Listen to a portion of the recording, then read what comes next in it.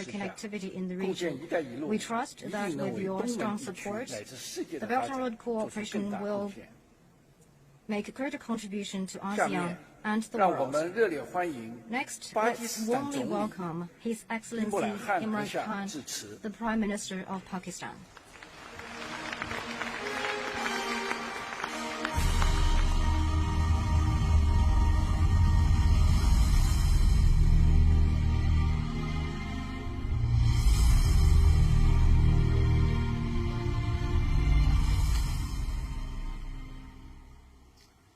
Bismillahirrahmanirrahim. Iyyaka na'budu wa iyyaka nasta'in. Excellency, President Xi Jinping, esteemed world leaders, distinguished participants, ladies and gentlemen. It is my privilege to speak at the second Belt and Road Forum for International Cooperation. I congratulate President Xi Jinping and the government of People's Republic of China for organizing this important event. As the Belt and Road transforms from vision into reality, this gathering of partners and friends affords a useful platform for taking stock and setting the agenda.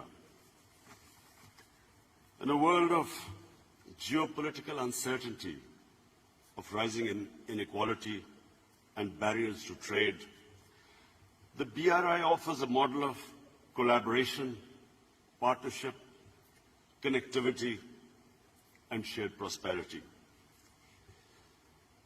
Ladies and gentlemen, BRI marks a new and distinct phase in the onward march of nations of the world along the path of globalization.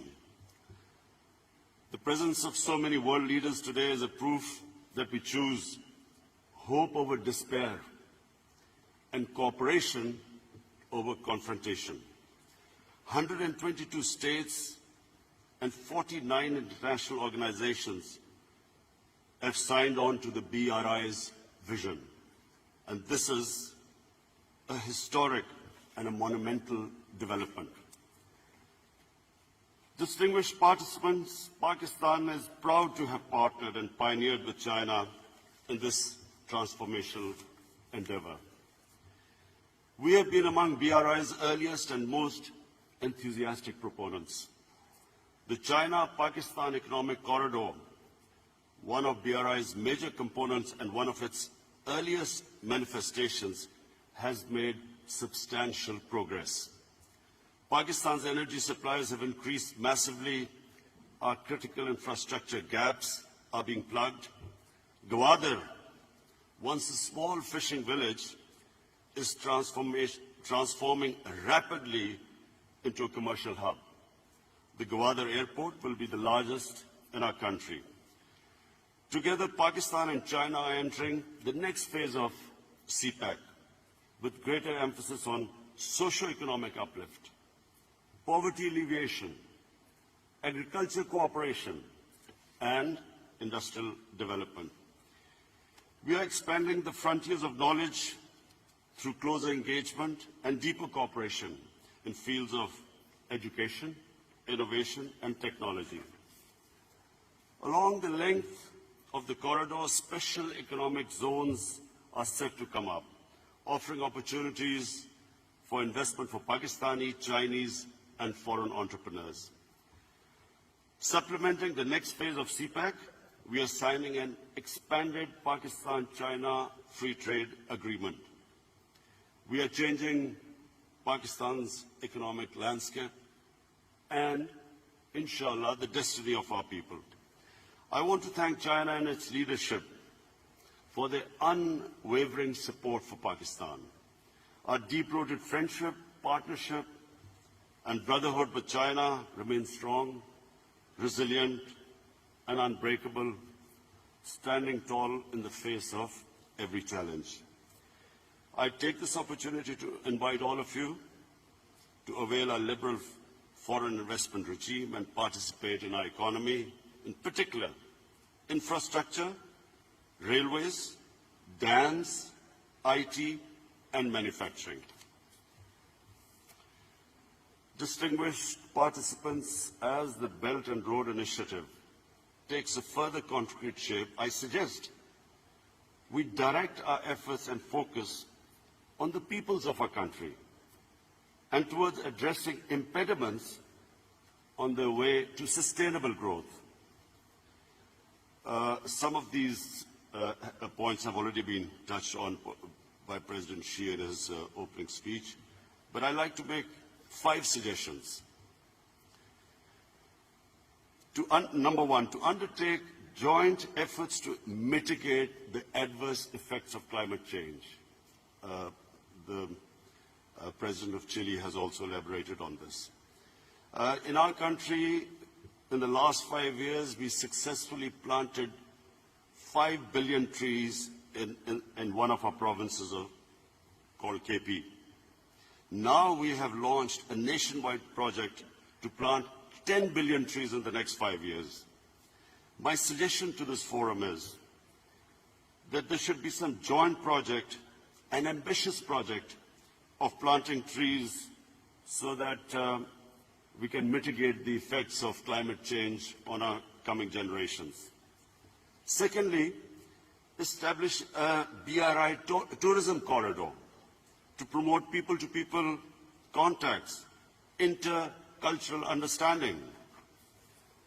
Thirdly, and most importantly, establish an Office of Anti-Corruption Cooperation to combat the scourge of white-collar crime. And white-collar crime has devastated the developing world. Fourthly, create a poverty alleviation fund that supplements national efforts in the fight against poverty and malnourishment. In Pakistan, we have recently launched a target poverty alleviation program called ISAS. The aim should be to emulate China's spectacular success in lifting 800 million people out of poverty within 3 decades. And fifthly, make concerted efforts to further liberalize trade and investment flows, encouraging our private sector and businesses to collaborate in projects.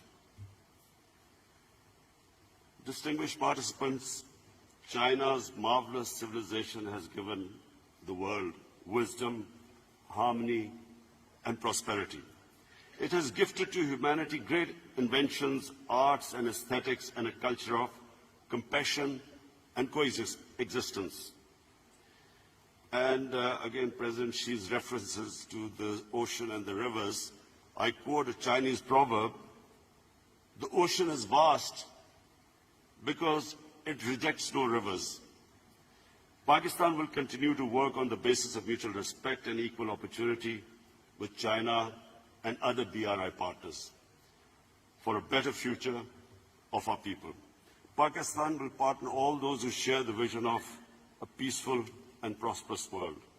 We will work together to realize a future of hope and happiness. Thank you.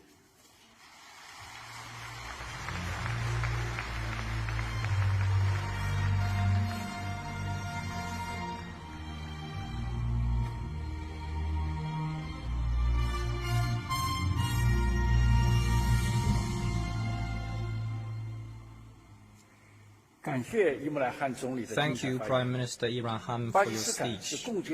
Pakistan is an important cooperating partner in the Belt and Road Initiative. The CPEC has reaped fruitful results, and it promoted economic and social development in the country, playing an exemplary role in international Belt and Road cooperation. Now please join me in warmly welcoming His Excellency, Secretary General of the United Nations and